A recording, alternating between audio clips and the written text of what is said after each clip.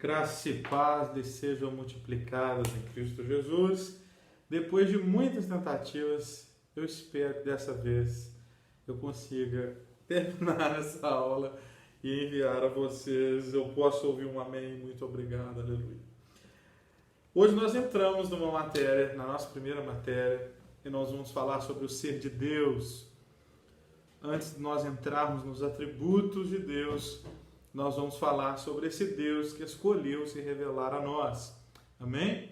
Então nós vamos falar dos dois tipos de revelação, a revelação natural ou geral, mesma coisa. Pode ser que de vez em quando eu fale uma coisa ou outra, por mais que eu me policie. Revelação geral ou natural, mesma coisa. E revelação especial, que é tema da nossa próxima aula. Antes de nós lermos a Bíblia e nos apoiarmos sobre os textos, nós vamos ler dois, nós vamos nos apoiar muito mais no segundo que no primeiro. Mas antes disso, eu quero dar dois recadinhos sobre a aula anterior. O YouTube me dá algumas estatísticas aqui dos acessos à aula, né? Nós tivemos muitos acessos, assim, muitos porque esperava bem menos, né? Pouco mais de 60 acessos na última aula, mas 16% das pessoas, 17 arredondando, 17% das pessoas saíram do vídeo quando eu falei de polarização política. Irmão, te peço algumas coisas dentro disto. Primeiro, tenha paciência para que eu possa desenvolver o argumento, tá? Talvez o que você está pensando que eu vou dizer, eu não vou. Então, eu estava usando esta questão da polarização política só para falar sobre a maneira de pensar do nosso tempo, que está muito polarizado, ou é muito para cá, ou é muito para cá. 17% das pessoas encerraram o vídeo porque eu disse isso, nesse momento. Então, também quero te dizer outra coisa.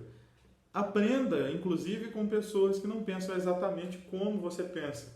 Pode ser que aquilo que eu penso, a maneira que eu me expresso, entre em choque com aquilo que você pensa e com a maneira que você se expressa. Mas isso não quer dizer que eu não possa te ensinar alguma coisa boa, né? Quando a gente vai estudar lá a lógica na filosofia, a lógica do argumento, como analisar um argumento, uma das falácias é ad hominem.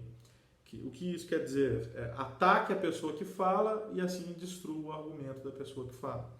E a filosofia vai dizer assim, até o mais vil dos homens podem dizer verdades. Então, talvez pessoas que pensem o oposto de você, elas podem dizer coisas que vão te edificar.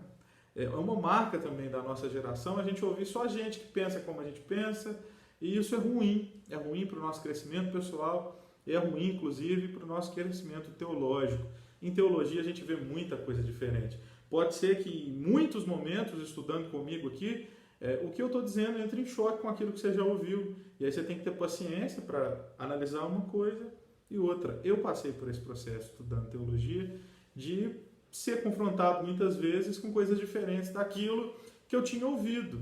E aí eu tinha que filtrar as coisas ou me posicionar diante delas. Isso é natural, é normal, acontece muito. A minha intenção aqui é conversar sobre teologia com você e a gente crescer junto. Não necessariamente eu quero aqui gerar prosélitos, né? Eu sei que eu estou falando, a maioria aqui são pessoas que congregam comigo. Então estão aprendendo comigo e me vendo como um pastor, como um mestre, como uma pessoa de quem eles adquirem conhecimento. Se você está aqui de outra igreja, você é muito bem-vindo no nosso meio. Então tenha um pouco de paciência comigo, talvez você pense diferente de mim, mas também possa aprender comigo, tá? A segunda coisa aí das estatísticas é que a maioria das pessoas assistiram boa parte da aula, mas não terminaram a aula. Nesse sentido, eu preciso dizer a vocês, se esforcem para assistir a aula, tomem nota, entrem quantas vezes for necessário. Se você sentir que ficou denso, talvez para alguns de vocês, a aula, por mais que eu tente mastigar e deixar as coisas fáceis, talvez para alguns fique denso, não tenha vergonha de reconhecer que ficou difícil. Para e volta. Eu tive aqui alguns feedbacks de vocês dizendo, olha, a aula foi tranquila. Outras pessoas dizendo, eu tive que parar e voltar algumas vezes. Não tem problema.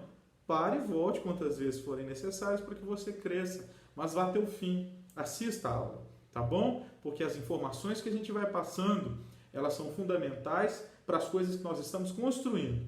Cada aula aqui é um tijolinho que a gente vai colocando e construindo juntos. Amém? Então, por que essa matéria primeiro? Por que estudar o ser de Deus primeiro? Porque eu acredito, irmão, que é importante nós conhecermos o Deus que faz antes de perceber o que Deus faz.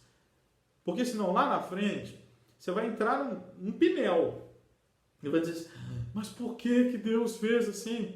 Quando nós entendemos de maneira clara o que a Bíblia diz acerca de Deus, o que Deus diz ao seu respeito, ao seu próprio respeito, vai ser mais fácil você entender por que Deus faz e fala o que faz e fala dentro da construção do seu propósito eterno. Então, primeiro, nós vamos ver o que Deus diz de si mesmo, o que as Escrituras dizem acerca de Deus.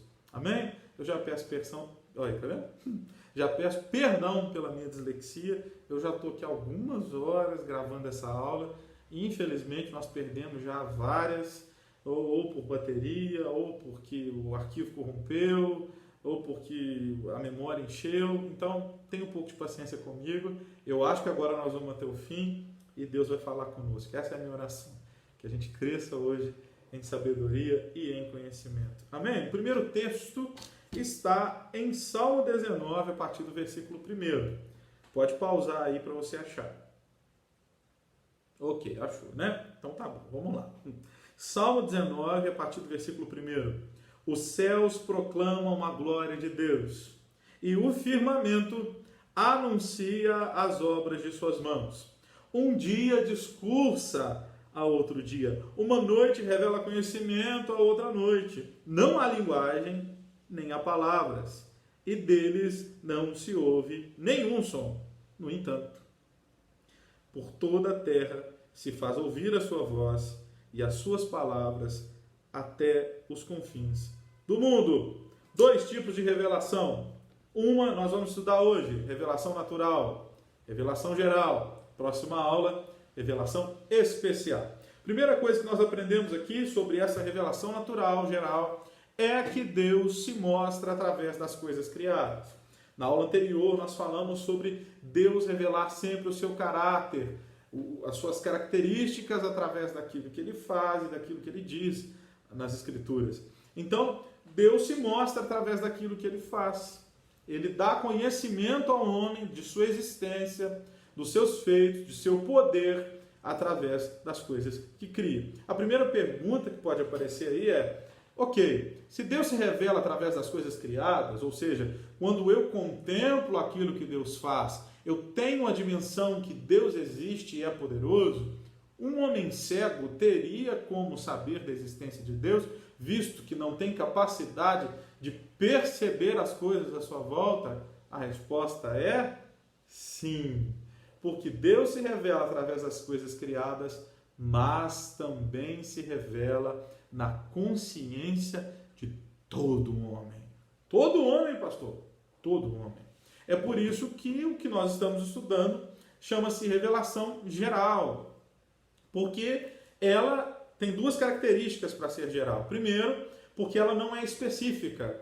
Ela não vai revelar um tema específico. Ela vai falar da existência de Deus de maneira geral. E segundo, ela é geral porque ela fala a todos. Não a um grupo seleto, mas a todos os homens. Essa revelação é para todos os homens. Vis ou bons, pios ou ímpios. Esta revelação é para todos. Primeiro, Deus se revela através das coisas criadas. Segundo, nós vamos ver aqui que Deus se revela na consciência do homem. Tanto Agostinho como Tomás de Aquino dizem uma coisa maravilhosa. Deus é a fonte de toda revelação.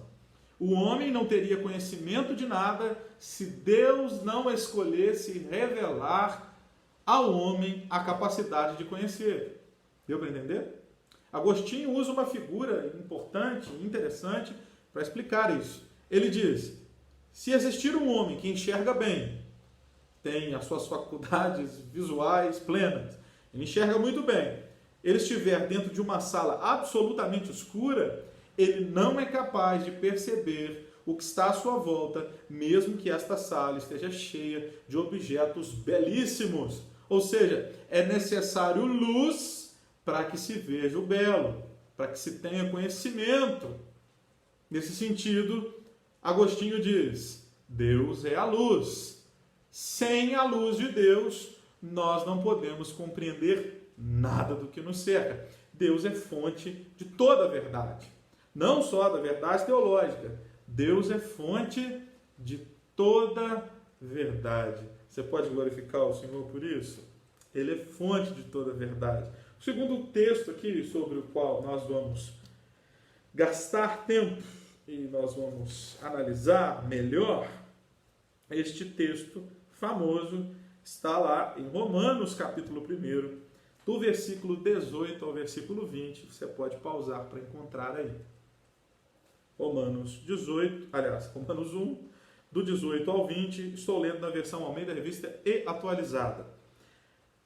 Assim diz a palavra do Senhor: a ira de Deus se revela do céu contra toda a impiedade e perversão dos homens que detêm a verdade pela injustiça. Porquanto, o que de Deus se pode conhecer é manifesto entre eles, porque Deus lhes manifestou. Porque os atributos invisíveis de Deus, assim como o seu eterno poder, como também a sua própria divindade, veja bem, claramente se reconhecem desde o princípio do mundo, sendo percebidos por meio das coisas que foram criadas. Tais homens são, por isso, indesculpáveis. Por isso Deus está irado com eles. Né? Pois bem, eu quero dizer uma coisa chocante e importante. Não há um homem sequer em toda a humanidade, neste século, nos séculos passados, em nenhum momento existiu um homem que pudesse se dizer ignorante acerca de Deus. Nunca existiu tal homem, porque Deus se revelou na consciência e no coração de todos os homens desde o princípio. Uau! Então, Deus se revela através da natureza, das coisas criadas, dá testemunho de seu poder, mas também dá testemunho de seu ser, de seu poder, de sua divindade, dentro da consciência, dentro do coração do homem. Louvado seja Deus. Ok, então primeira coisa que nós aprendemos com esse texto: Deus se revelou aos homens. 2. Deus se revelou provando que existe, que é, e se revela na sua ira. Deus existe e está irado.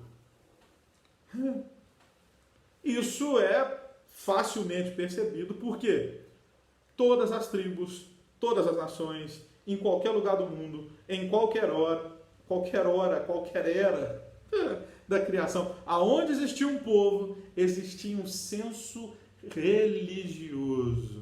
O que é religião? Do latim religare, reconectar. Sempre houve uma disposição inerente à condição humana, ou seja, sempre houve dentro do homem esta sensação que nós precisávamos nos recompor no nosso relacionamento com Deus.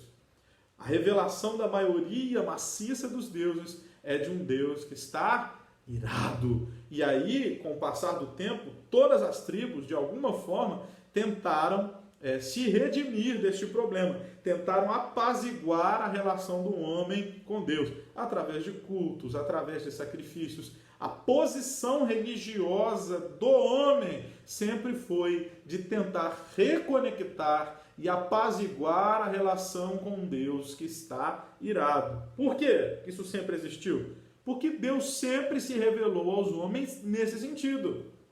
A consciência que Deus coloca dentro de cada homem é que Deus existe e que ele está irado. É o que o texto está dizendo. A pergunta que surge é: por que Deus está irado? Por que Deus está irado? Como? O que aconteceu? Por que ele se irou? E a resposta é bem clara e está no versículo 18. A ira de Deus se revela do céu, a partir da eternidade de onde Deus está, se revela contra toda impiedade e perversão dos homens que detêm a verdade pela injustiça. O que ira Deus? O que provoca a ira de Deus? Duas coisas. A primeira, impiedade. E impiedade aqui não fala para nós de maldade, de um homem cruel. Impiedade é o contrário de piedade. E piedade não é misericórdia. Pio é a qualidade daquele que crê. Então existe o ímpio e o pio. Pio é o que crê, o ímpio é o que não crê. Então a impiedade provoca ira em Deus. Porque o homem sabe que Deus existe e deveria lhe prestar devoção, adoração, mas escolhe a vida daquele que não crê. Primeira coisa que provoca ira em Deus. Não crer em Deus. Não lhe prestar culto como se deve. Segunda coisa que provoca ira em Deus. A perversão. A ira de Deus revela do céu contra toda impiedade. 2. Perversão dos homens. Perversão aqui não tem relação com imoralidade, mas perversão poderia ser traduzido aqui por injustiça. Ou seja, justiça é quando você dá a alguém aquilo que lhe é de direito. Justiça é dar ao homem aquilo que lhe é de direito. O que é então injustiça? É quando você sonega o direito a alguém. Ou seja, quando o homem faz mal ao próprio homem, quando o homem oprime o próprio homem, quando o homem usurpa o próprio homem. Duas coisas que revelam ira do céu para a terra. Duas coisas que fazem Deus se revelar irado no homem. Falta de fé em Deus. 2, o homem fazendo mal para o próprio homem. A gente pode conectar isso com a nossa última aula. Porque lá na nossa última aula a gente tratou sobre o fato de Cristo ter sido perguntado sobre qual era o maior mandamento. E Cristo diz, nisto se resume a lei. 1, amar a Deus com toda a sua força, com todo o seu entendimento. 2, semelhante a esse, o mandamento é ame o teu próximo como a ti mesmo. O que Cristo está revelando? O que Deus espera do homem. Que Deus seja amado em primeiro lugar. 2, que o homem ame o próximo como se ama. Por que Deus está irado?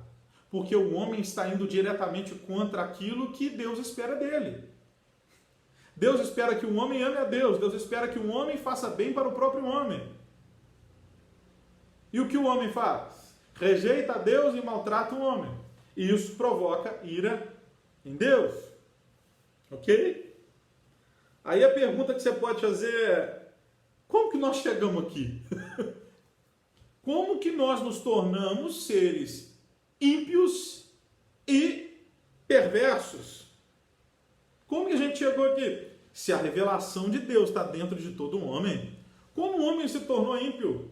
Como o homem se tornou perverso? A resposta está no versículo 18.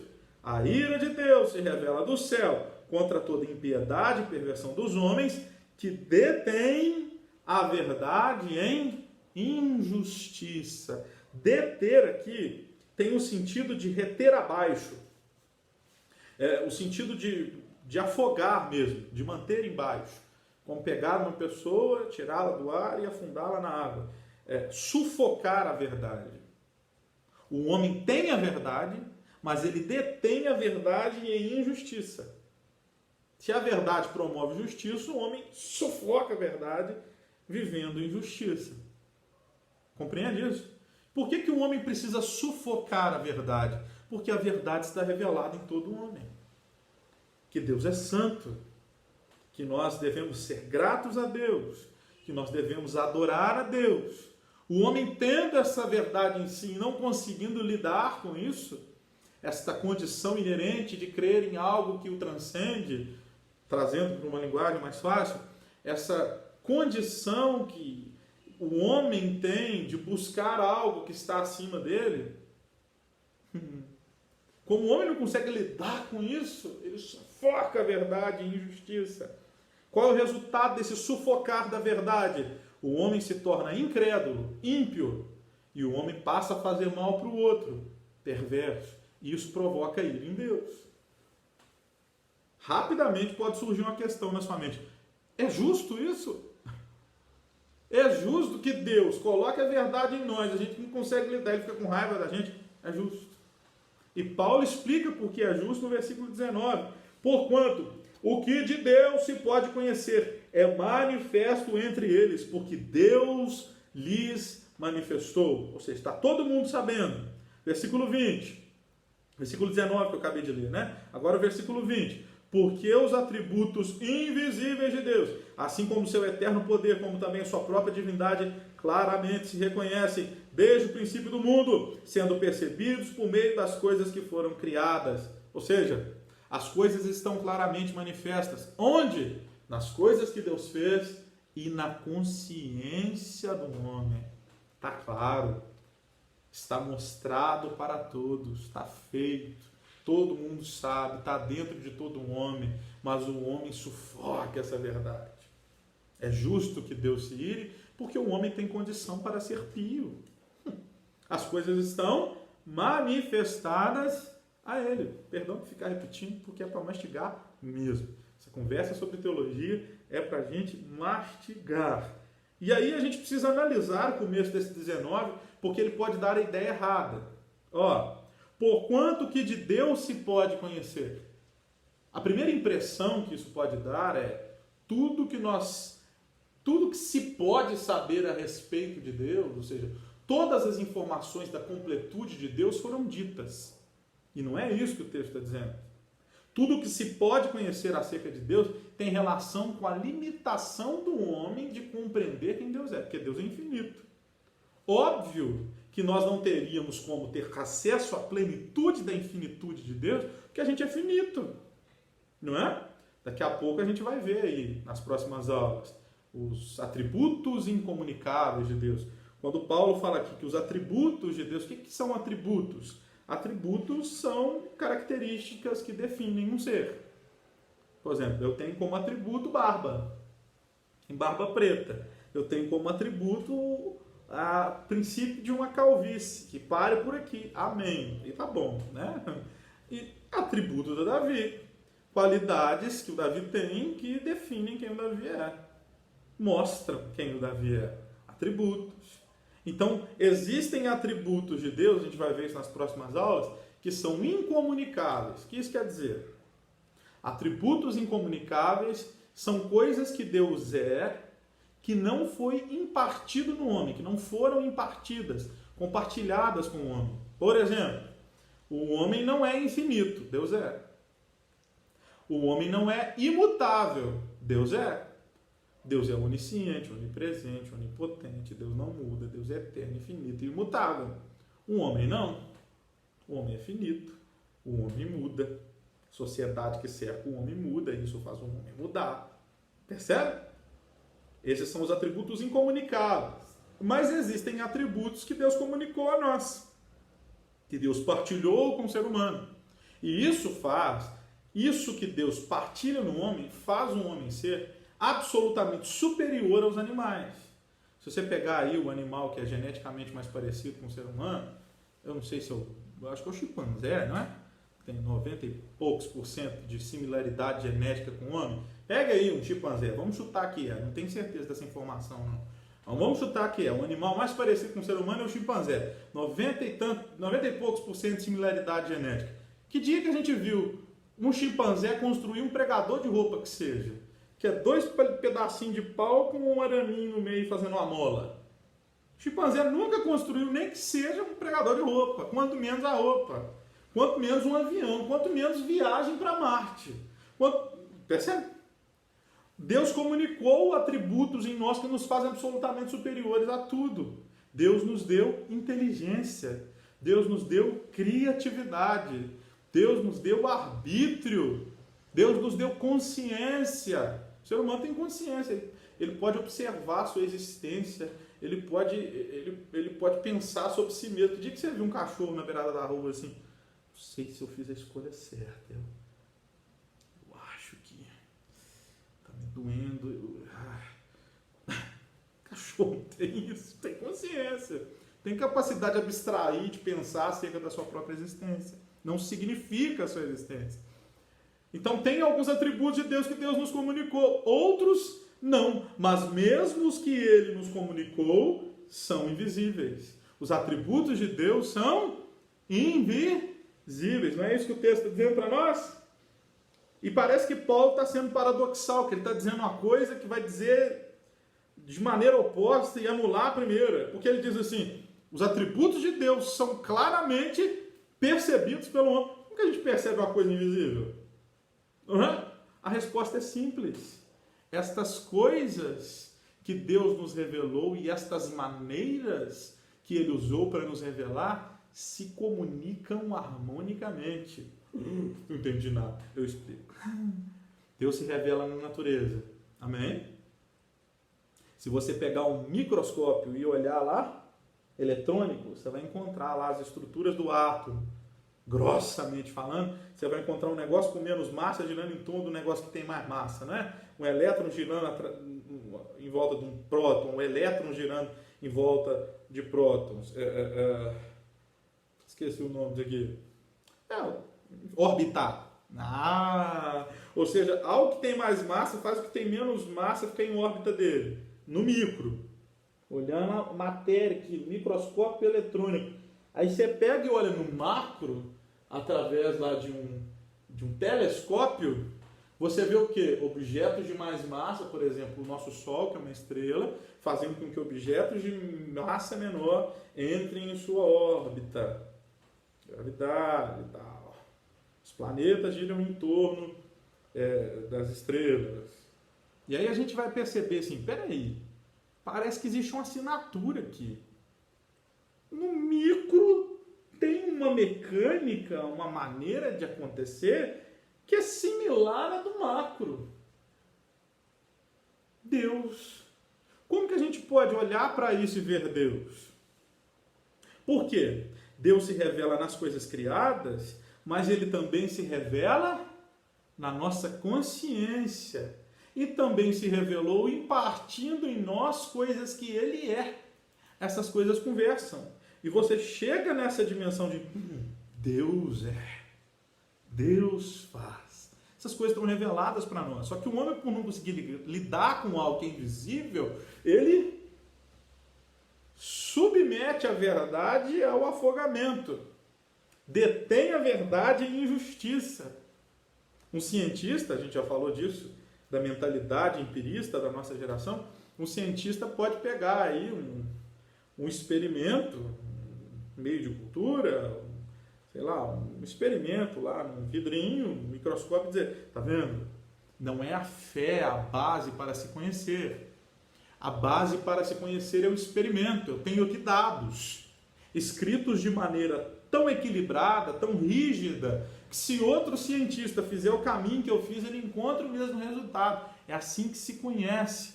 Mas nós dizemos a eles, se Deus não te desse o atributo da inteligência e da criatividade, se Deus não te permitisse o conhecimento, você não seria capaz nem de calcular os dados empíricos. Deus é a fonte do conhecimento. Por que a ira de Deus é justa? Porque as coisas estão reveladas para nós de maneira clara, mesmo sendo invisíveis, nós as percebemos claramente, porque a revelação da natureza, a revelação no homem, os atributos de Deus em nós conversam harmonicamente a ponto de fazer com que isso seja claro para nós. Deus é. Amém? E foi essa cisão que o cristianismo permitiu, de se perceber que Deus é uma coisa diferente daquilo que nós somos, que permitiu, por exemplo, as ciências que vão construir o ateísmo. O ateísmo nasce do cristianismo, não das outras coisas. Porque, por exemplo, o hinduísmo vai acreditar que a vaca é Deus. Então, como é que você vai matar a vaca para pesquisar a vaca? Não pode. O cristianismo, a revelação do evangelho, que é a coisa para a gente falar depois, cinge, separa, corta. Deus é algo, nós somos outra coisa. E aí, então, eu posso estudar a natureza, porque eu não vou tocar em Deus. Percebe? O ateísmo é filho do cristianismo. Mas essa não é a discussão para cá. Nossa discussão é por que a ira de Deus é justa? Porque Deus se revelou de maneira clara na natureza, na consciência do homem, impartindo em nós atributos que são dele. Essas coisas conversam harmonicamente. E é claro que esse conhecimento de Deus, que é natural, é geral, é para todo homem na face da terra, independente de crença, de de cor da pele, de altura, de quantidade de dinheiro que tem, que não tem. Essa revelação é para todos os homens. É claro que a gente tenta reter isso por não conseguir lidar, né? Mas isso também vaza, né? A gente falou dos ateus aqui. Somos ateus até que o avião não caia, né? Quando o avião começou a cair, oh, Deus poderoso, o Senhor está em cima, me livra. Não é? Por que vaza, né? Na hora da pandemia, na hora da tribulação, na hora do susto? Por quê? Porque essa verdade está dentro de nós. É inerente, está dentro, está aqui, ó, cravada na minha alma. Posso tentar sufocar. Esse sufocar gera a ira de Deus. Mas essa verdade está comunicada de maneira geral em todo o homem.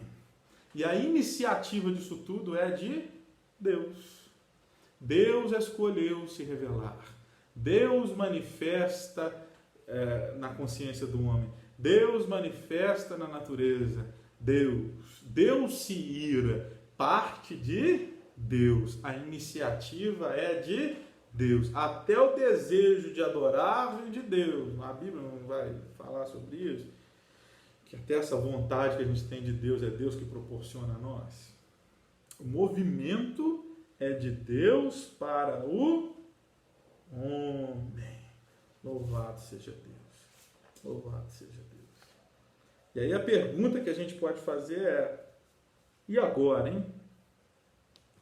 Como é que nós vamos fazer? Porque se Deus revelou os seus atributos, como eu vou me reconciliar com Deus? Se eu entendo que Deus está irado, isso não é papo para a revelação natural. Isso é conversa para a revelação especial, que vai nos mostrar como há essa reconexão com Deus. A revelação natural mostra Deus na sua ira. Necessidade de nos recompormos, de nos reconciliarmos com Deus. Ok? Mas não mostra como. É a revelação especial que vai traçar na história do homem o propósito divino, passando de profeta em profeta, pelos apóstolos e chegando a nós. Isso a gente vai estudar na próxima aula. Para a gente terminar esta aula, vamos ver quais são os atributos aqui que Paulo fala, que Deus manifesta claramente. Ele vai falar do seu eterno poder e da sua divindade. Eterno poder. O que seria este eterno poder? Não é um poder que começou, é um poder que existe sempre. E aí a gente pode tratar da coisa, por exemplo, do evolucionismo, ou de que o mundo existiu a partir do Big Bang. Aí eu posso perguntar a um físico teórico, por exemplo, ok, você acredita que a vida nasceu a partir de uma explosão primordial? Sim, acredito. Se você perguntar o que causou, aí ele vai falar uma energia, não sei o que se juntou e ficou denso, explodiu. Tá, mas antes, o que fez a energia se acumular? Ele vai te dizer, eu sei até aqui. Só que a Bíblia está dizendo para nós que Deus revelou na consciência do homem e na natureza que Deus tem um eterno poder. Ou seja, o poder de Deus está para além das nossas capacidades de compreender. É eterno, tem princípio nem fim. Deus é criador de tudo. Essa verdade está no homem. Uhul, aleluia. Deus não é uma matéria, Ele é o Criador de todas as coisas, no seu eterno poder. E mostra-se também em sua divindade. Ou seja, Ele tem um eterno poder, Ele é Deus Criador, Ele é Deus que faz todas as coisas, Ele é Deus que realiza, mas Ele também é algo diferente de nós. Não é terreno, temporal, humano.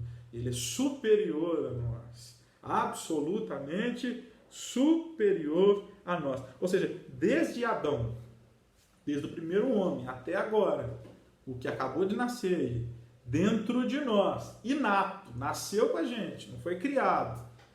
Há uma verdade inata dentro de nós. Deus é.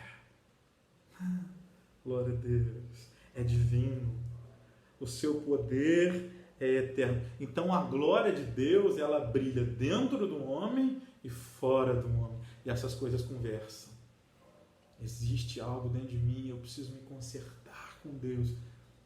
E aí você olha para a criação e fala, Ele é verdadeiro. Olha como as coisas são bem organizadas. Olha como há o desenho e a assinatura de Deus em tudo. Você que gosta de ler ou de assistir vídeos aí no YouTube, você pode procurar sobre design inteligente. Tem muita coisa boa escrita sobre isso. O design inteligente. E aí você vai ver aí a assinatura de Deus numa série de coisas. Né? Como que Deus se mostra criador na natureza.